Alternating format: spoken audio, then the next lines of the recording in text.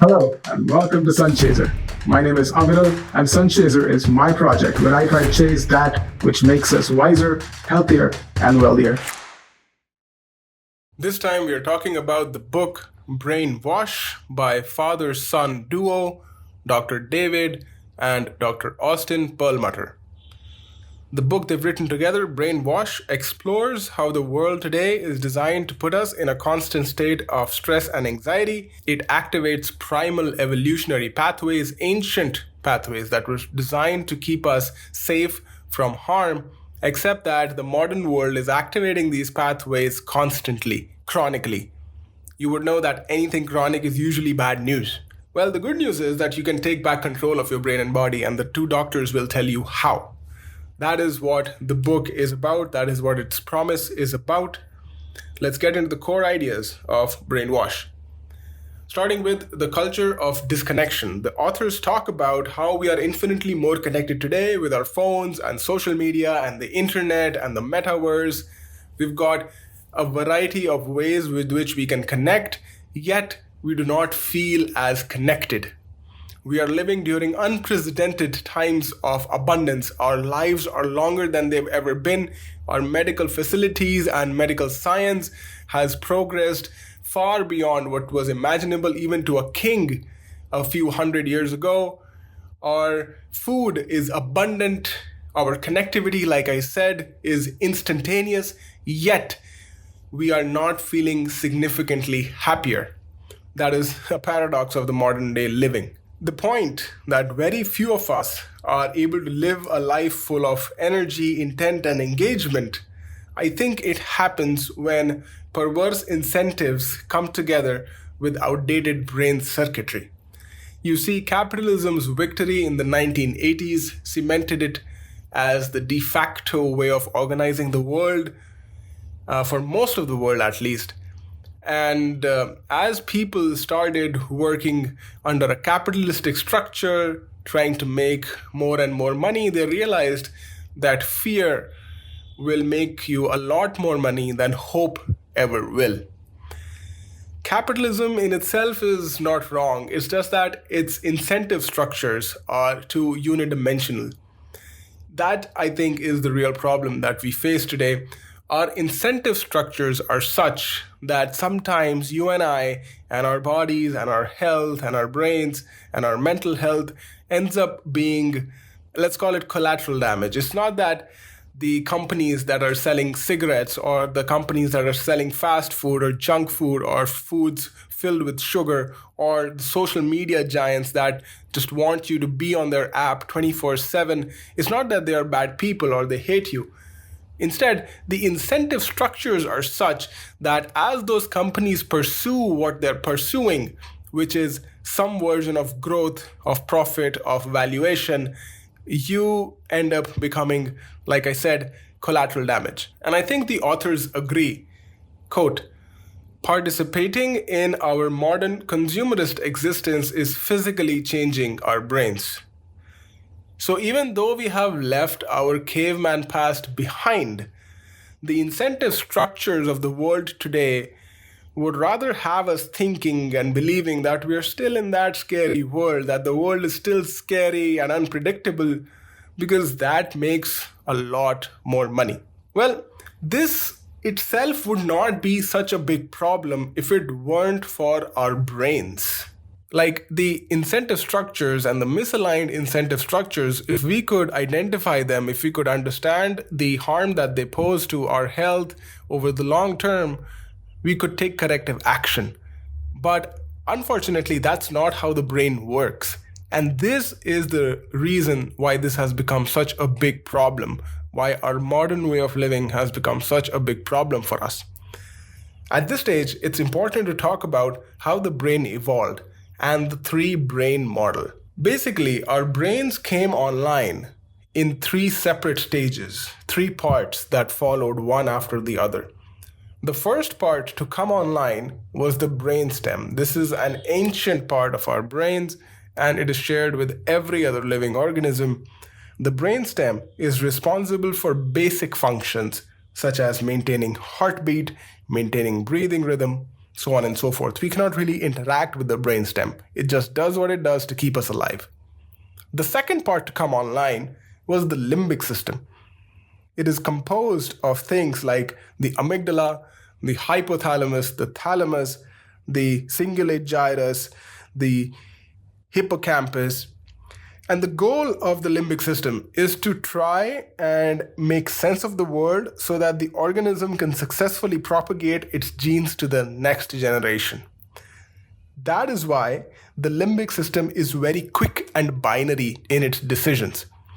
It quickly decides whether something is quote unquote good or something is quote unquote bad, and take decisions basis that it does not really think about the consequences. And you can understand why the limbic system evolved, because in the ancient past, for example, when the bush that we were sitting next to suddenly started rustling and making a lot of noise, we did not have the luxury of time of thinking whether the thing behind the bush was a lion or was it a rabbit, was the probability between the two. We just got up and ran. And the people and the organisms that were able to do this successfully were able to propagate their genes to the next generation. The ones that were not able to do it likely became lion food. So the limbic system evolved to take quick decisions, and it was number 2 in the 3-brain model. It came the second. And the last thing to come online, the third part to come online, was the cerebral cortex. This is the slow and measured part of our brain. It is responsible for analytical thinking, empathy, reflection, contemplation, methodical thought. It regulates our impulsivity and emotion. This is the thinking part of our brain. When we stop to think the pros and cons of something, it is the cerebral cortex that's actually doing that. Now, the important part over here is that the cerebral cortex and the limbic system, specifically the amygdala, they take turns at the driver's seat depending on the situation. If the situation is uncertain, tense, you have a threat to your life, or you think that there's a threat to your life, the amygdala comes online. If the situation is familiar, it is comfortable, you have been in the situation before, you're habituated to the situation, it is likely the cerebral cortex which is operating. This decision, who sits in the driver's seat, the amygdala or the cerebral cortex, is of profound importance to the quality of life that we lead and our life decisions. Generally, though not always, it makes sense to operate from the cerebral cortex. In our modern life, we will be better off if we operated from the thinking and deliberate part of our brain and relied less on the impulsive, quick-acting part. However, it seems that the modern world wants us to keep operating from the amygdala, that is, operating from a state of fear and anxiety, because, like I said before, it is beneficial for the incentive structures. Let me explain this through a few examples. The news that we watch makes us fearful of the situation of the world. Or social media that we consume, it enhances our filter bubbles. It keeps us in an echo chamber. Social media algorithms that show you content primarily from people who share your political views, it can lead to increased anger or fear towards the other side and reinforce extreme position. Or take, for instance, diets high in processed sugars and unhealthy fats. These foods can cause inflammation and disrupt the brain's neurochemistry, potentially impairing prefrontal cortex function and increasing impulsivity. Another example, we spend most of the day sitting at a desk. Lack of physical activity is linked to reduced blood flow to the brain and impaired cognitive function, making it harder to think clearly and resist impulsive choices. Or our sleep, for example, consistently getting less than 7 to 8 hours of sleep per night, either because we are overworked or because we are so stressed at the situation of the world. Sleep deprivation impairs the prefrontal cortex function. It affects our attention, judgment, and emotional regulation, leads to poor choices in various areas of our life. So you can see in all of these cases, there is no malified intention. The news channel is not trying to scare you. It's just trying to get a lot of TV viewership. The social media platform is not trying to create a filter bubble or make you extremist. It is trying to get engagement. The food companies are not trying to make you obese and unhealthy. They are trying to make foods that sell. The office that keeps you sitting in your chair does not want you to be in the chair, but those reports need to get delivered. So you see, in all the cases, there is this collateral damage, the phrase I keep on coming back to, that we have become, as the modern world's incentive structures guide it towards the pursuit of growth, quote unquote. Operating from the prefrontal cortex, the cerebral cortex, is the right thing to do, but we tend to keep on operating from the amygdala because of how our world is structured today. This is the central point of the book. This is the situation that both the doctors want us to take charge of and turn around for our own benefit.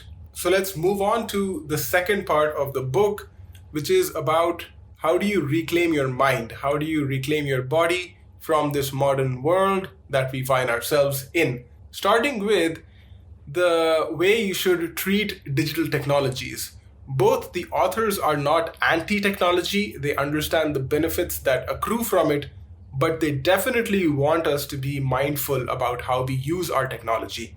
And to do this, they introduce a handy acronym, TIME, T-I-M-E. T for time restricted, I for intentional, M for mindful, and E for enriching. What this means is, number one, your interaction with technology should be time restricted.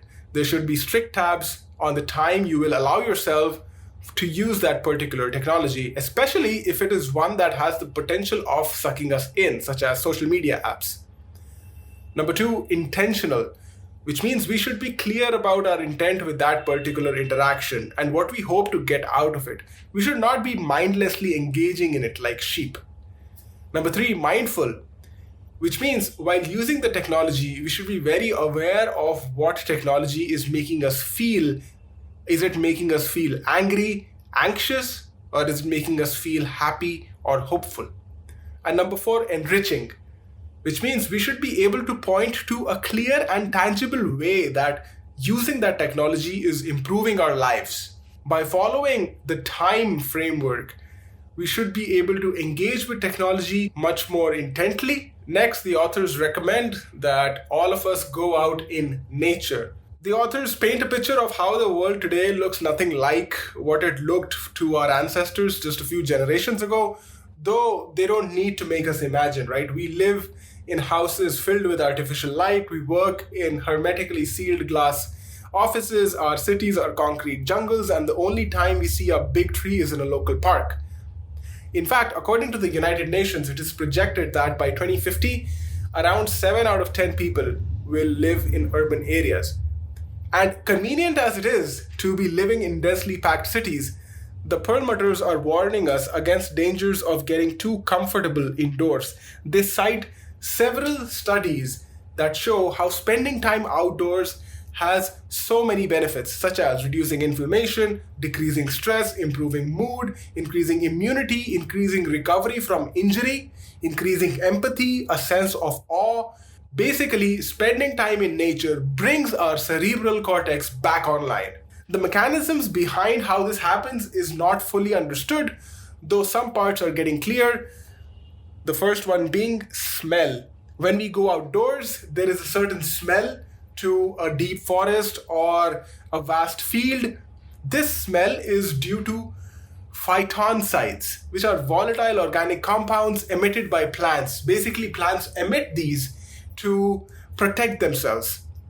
Studies have shown that inhaling phytoncides can increase the activity of natural killer cells in our body. It's a type of white blood cell that plays a crucial role in fighting infections and cancer. Another thing that going outside does for us is that we get exposed to sunlight. Now, Dr. Andrew Huberman has already made this very popular, but it bears repeating. Getting morning sunlight especially is beneficial for you. It is a very well-established scientific fact that our skin produces vitamin D when exposed to ultraviolet B, UVB radiation from sunlight, Vitamin D is crucial for various bodily functions, including calcium absorption, bone health, immune system, and cell growth.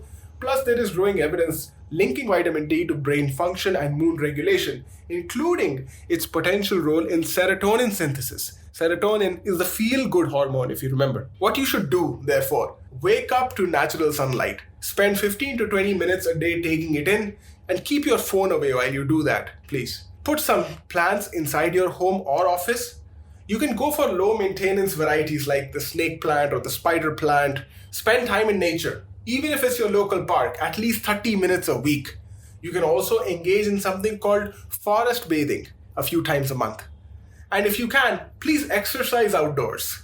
Keep the windows open if weather permits, if you're exercising indoors, or even if you're working indoors, keeping the windows open is also a good way to engage with nature. Moving on to the next part, which is eat real food.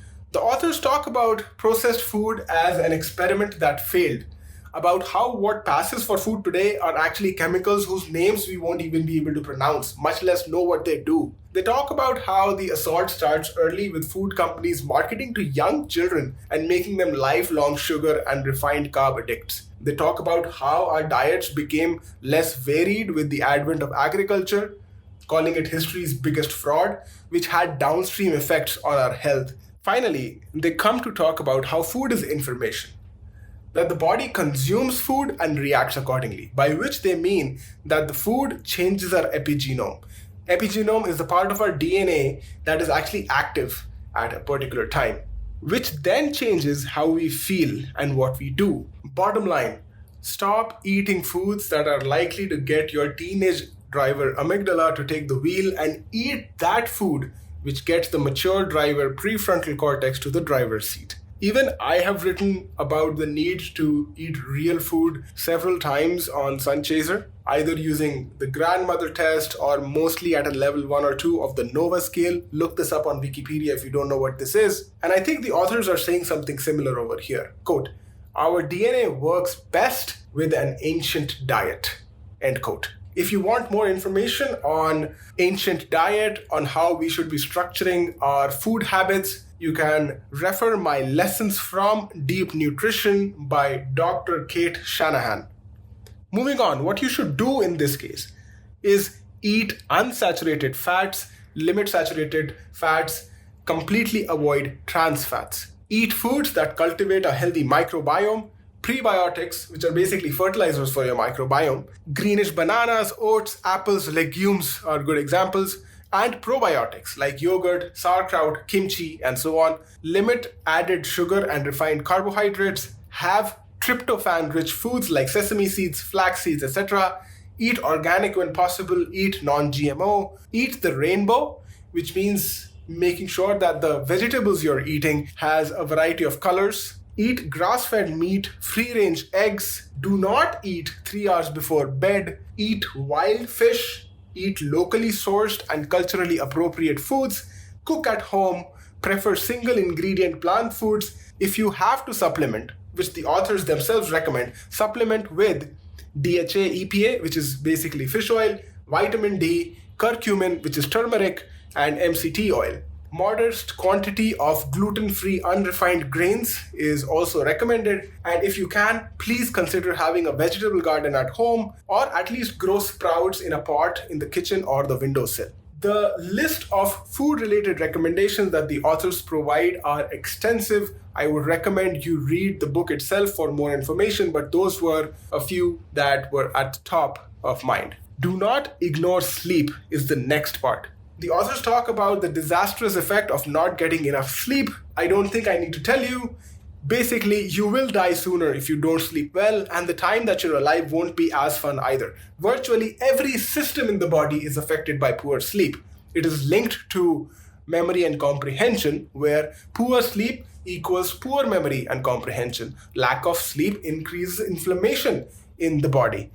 Lack of sleep reduces your immunity. Lack of sleep makes you more irritable and less capable of handling emotions.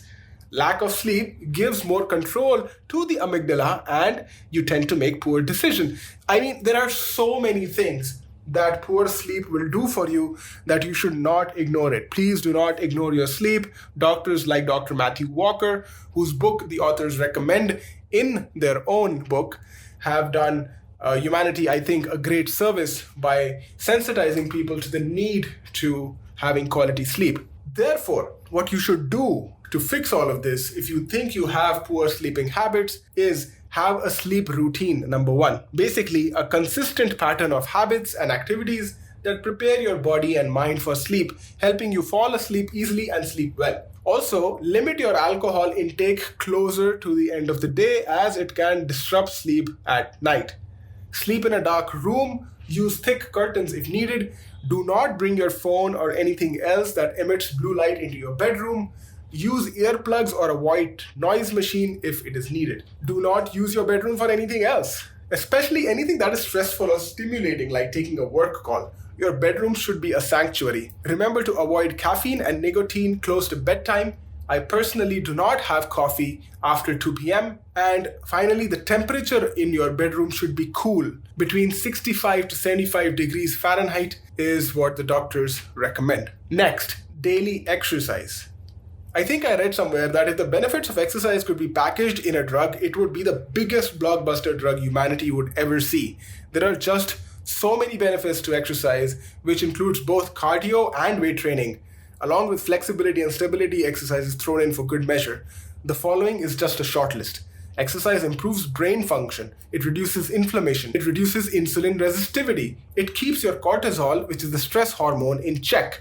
It increases white matter. It strengthens the connection with the prefrontal cortex. It reduces stress. It counters depression. It promotes a good mood. Oh, by the way, exercise also increases something called BDNF, the brain-derived neurotrophic factor. BDNF helps strengthen the connection between neurons, which is crucial for forming new memories and learning new things. It also protects brain cells from damage and degeneration. And the list goes on, like increasing blood flow to the brain, promoting better sleep. There are so many benefits. Therefore, what you should do is have at least 30 minutes of moderate exercise a day, 5 days a week. Having a gym buddy or an exercise group will also help you stick to your schedule. Make sure you keep your workout clothes by the door and other hacks that you can follow to make the exercise become second nature. If you want to learn more about how to improve your habits and how to stick with the habits that you're trying to inculcate, please refer my lessons from the book Atomic Habits by James Clear. Next, the authors talk about mindfulness, gratitude, and empathy. So empathy is the ability to understand the feelings or motivations of another, and it is a mark of a socially sophisticated mind. There are two kinds of empathy: cognitive, which is the ability to understand the motivations of someone else, and affective, which is the ability to feel the emotions of someone else. Quote, high levels of empathy are associated with life satisfaction, rich social networks, healthy relationships, heightened workplace performance, and a greater overall well-being. End quote. Let's talk about mindfulness. Mindfulness and meditation in general have been shown to lower blood pressure and benefit the immune system. It also limits the activation of the default mode network, DMN, which is the network of brain regions that are most active when we are not focused on the outside world or doing anything specific. Think of the DMN as your brain's daydreaming network. The DMN is not bad.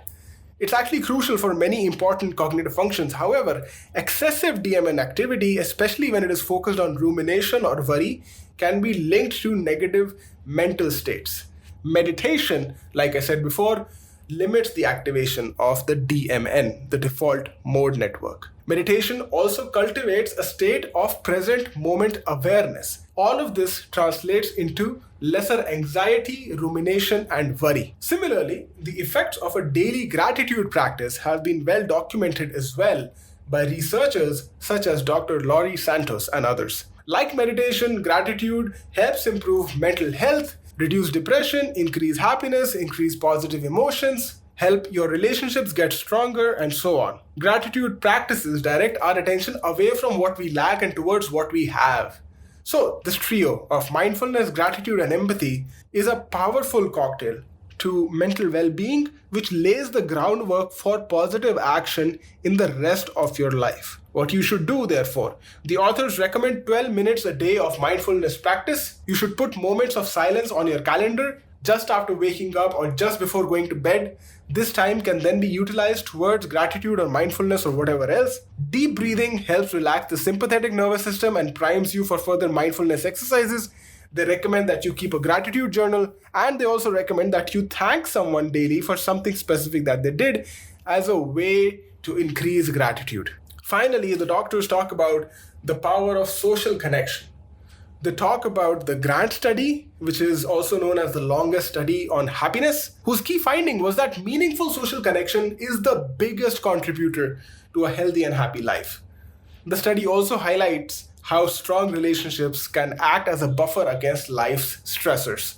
So what you should do, actively invest time and energy in connections with family, friends, and community. This is not a tangential aspect of well-being, it's central. Focus on quality over quantity. A few meaningful relationships where you feel understood, supported, and can be vulnerable are worth a lot more than hundreds of friends on Facebook. Focus on at least 10 minutes of unbroken connection time with someone per day. Meet them, connect with them, heart to heart, human to human. This will increase your power of social connection. We, after all, are social animals, and we should not be ignoring the power of social connection. The lone wolf usually dies alone. In closing, Brainwash is quite a basic book, in the sense that if you're already careful about your mental and physical health, none of this will be new to you. It reads like a book written for initiates to holistic health, newbies. In keeping with that theme, the authors simplify the concepts and the language is enthusiastic. It is not super scientific all the time. This is a book written with an objective, a well-intentioned objective, as it may be, but an objective nonetheless, to warn us against the dangers of modern living and give us the tools to manage it. That does not mean that the super accessible interventions mentioned in the book are too basic, not at all. In fact, because of the good old Pareto principle, they will get you to 80% of Brian Johnson with a fraction of the cost and effort. That's the beauty of the Pareto principle. The authors have included a 10-day brainwash program at the end of the book, which further gives you specific guidelines and guidance on what you should do. It is written in a way to get you into the groove of living better and avoiding the siren song of cheap junk food or useless entertainment and fleeting dopamine hits on social media. All in all, it's a good starter. Of course, it all depends on the individual wanting to change, and the authors also make that much clear. You must be willing to make a change. You must be wanting to change your current situation. Finally, the focus on food is clear in this book. Those parts are the longest, the most detailed, and the most prescriptive. The brainwash recipes included at the end of the book, I think there are 40 recipes. They're great. I absolutely liked reading about them. I haven't made anything, but they're good to read. I think they'll also make for really awesome food. And it's good to know that whatever you're eating, following the brainwash recipes is something that will benefit your body. It'll nourish your body and mind. The addition of these recipes is also a good thing in my mind because of one other reason, and that is, unlike exercise, sleep, or relationships where deficiencies are obvious, food can seem healthy while causing long-term harm. So it's good that the authors, the doctors, are being much more prescriptive in this area. All in all, I like this book. It is a good starter for someone to get into the world of living healthier, being a little more mindful, more intentful about the way they approach their lives. Yeah, until next time, Sunchaser.